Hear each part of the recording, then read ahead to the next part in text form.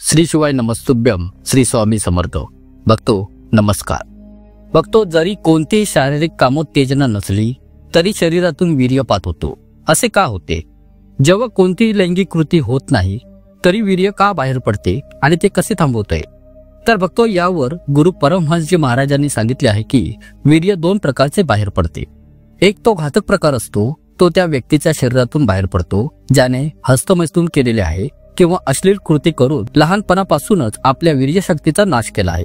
उदाहरणार्थ, सुमारे 13 वर्षाच्या वयापासून जो अशा चुकीच्या संगतीमुळे हस्तमैथुन करू लागतो त्याचे वीर्य सतत नष्ट होत राहते. काही वर्षांपर्यंत हस्तमैथुन करणारा किंवा अश्लील कृती करणारा व्यक्ती हे समजू शकत नाही की त्यामुळे त्याचे किती नुकसान होत आहे. कारण ईश्वराने शरीरात दिलेली जीवनशक्ती काही काळ तो अनुभवत नाही.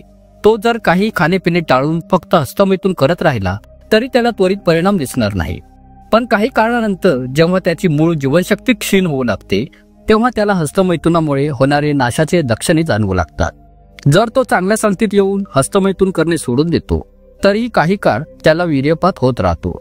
उदाहरणार्थ, तो जर 3 दिवसांनी वीर्यपात करत असेल तर ते काही काळ 3 दिवसांनी होतच राहील, कारण शरीराची ती सवय झालेली असते. आता पहा भक्तो, वीर्यपाताचे 2 प्रकार सांगितले आहे. पहिला म्हणजे जर आपली दिनचर्या योग्य आहे, आहार संयमित आहे आणि आपण कधीही हस्तमैथुन केले नाही तर अशा व्यक्तीचे वास्तविक वीर्य म्हणजे संतानुपत्तिक्षम वीर्य नैसर्गिकरित्या कधीच बाहेर पडत नाही, हे निश्चित आहे. हे जीवनाच्या अनुभवातून सांगितले आहे, यात शंका घेण्याचे काहीच कारण नाही.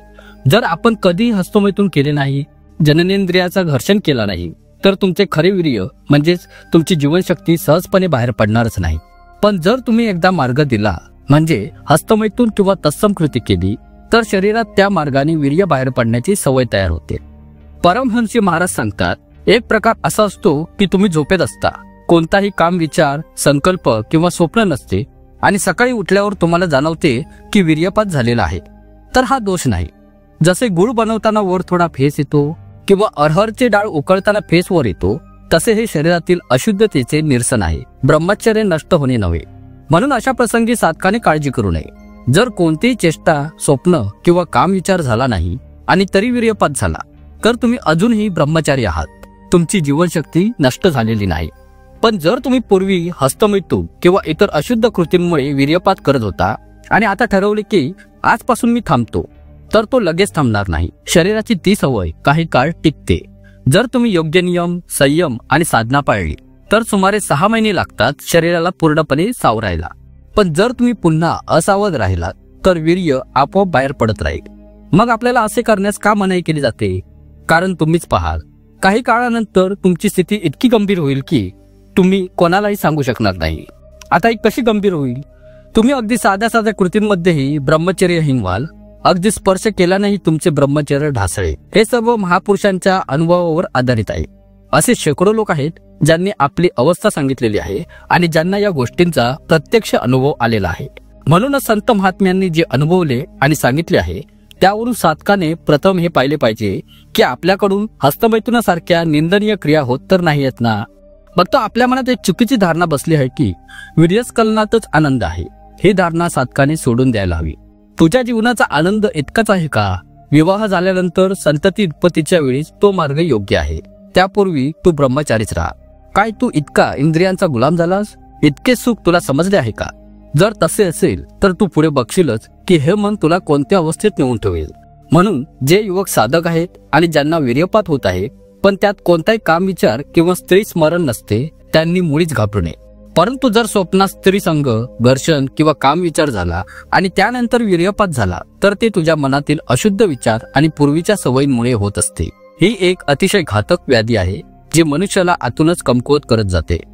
हे जे शुक्रपात, वीर्यपात, वीर्यस्खलन किंवा स्वप्नदोष म्हणून ओळखले जाते त्याचे 2 प्रकार सांगितलेले आहेत. दहकी वीर्यपात म्हणजे नैसर्गिकरित्या होणारा वीर्यपात. यात कोणताही दोष नाही, यात तुमची जीवनशक्ती कमी होत नाही. पण व्याधिक वीर्यपात जो वाईट सवयींमुळे, काम, विचारांच्यामुळे, हस्तमैथुनामुळे होतो, तो अतिशय घातक आहे. तो तुमची जीवनशक्ती नष्ट करतो. म्हणून यापासून तुम्ही सावध राहा. आणि सर्वात महत्वाची गोष्ट, हस्तमैथुन करणाऱ्या लोकांच्या संगतीत तुम्ही कधी जाऊ नका. जे लोक अशुद्ध मार्गाने वीर्याचा नाश करतात अशा लोकांच्या संगतीत कधी जाऊ नका. वीर्य हे संतानोत्पत्तीसाठी आहे, मनोरंजनासाठी नव्हे. शास्त्रांचा आदेश असा आहे की वीर्य हे जीवनशक्ती आहे, आनंदासाठी वापरण्याची वस्तू नाही. स्वप्न दोषातून मुक्त होण्यासाठी हस्तमैथून पूर्णपणे बंद करा. जर तुम्ही गृहस्थ असाल तरी काही महिन्यांसाठी अखंड ब्रह्मचर्याचे पालन करा, जोपर्यंत वीर्यपात थांबत नाही आणि शरीर शुद्ध होत नाही. कामोत्तेजना वाढवणारे अन्न पूर्णपणे टाळा, जसे की अतिशय मीठ, लाल मिरची, मसालेदार आणि तिखट पदार्थ, गरम मसाला तसेच खूप गरम अन्न. फक्त स्वप्नदोष टाळण्यासाठी खालील गोष्टी टाळाव्यात: अतिशय मीठ आणि मिरची, तिखट व गरम मसालेदार अन्न, अतिशय गरम अन्नपदार्थ, आंबट चटण्या जसे इमलीच्या, कच्च्या आंब्याच्या किंवा मांसाहार. आता इथे लोक म्हणतात की मांसाहार खाल्ल्याने ताकद येते, पण हे चुकीचे आहे बघतो. ते फक्त शरीरावर चरबी वाढवते, संकल्प शक्ती तुमची वाढवत नाही. खरी ताकद म्हणजे संकल्प शक्ती, शरीराची नाही. एखाद्या महात्म्याने संकल्प शक्तीने समुद्र सुद्धा अंजलीत धरला आहे. ते शरीर शक्तीने नव्हे तर मनोबलाने शक्य झाले. ब्रह्मचर्याचे पालन करणाऱ्यांची संकल्प शक्ती प्रचंड वाढते. तुम्ही मांस खाऊन, व्यायाम करून शरीराने बलवान दिसू शकता, पण जर ब्रह्मचर्य नसेल तर तुम्ही आत्मिक दृष्ट्या दुर्बळ आहात. सुंदर स्नायू आणि शरीर हे खरे बळ नाही. बलवान तोच आहे जो आपल्या अंतर्गत वेगांना जिंकू शकतो. जे लोक मासे, अंडी, मांस खातात ते या दोषांपासून कधीही मुक्त होऊ शकत नाही. आणि जो असे म्हणतो की मी तर खातोय, मग मला कसे काय होत नाही, त्यावर विश्वास ठेवू नका. तो पूर्णपणे खोटं बोलत आहे बघतो.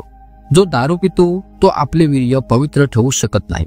तो गृहस्थ असो किंवा व्यापारी असो किंवा कोणत्याही स्थितीत असो, तुम्ही यापासून सावधान राहा. बघतो दारूने तुमचे जीवन नष्ट होईल. म्हणून ब्रह्मचर्यामध्येच एक दिव्य उत्साह आणि उन्माद असतो. बघतो आशा करतो की तुम्हाला ही माहिती नक्कीच आवडली असेल. खूप खूप धन्यवाद.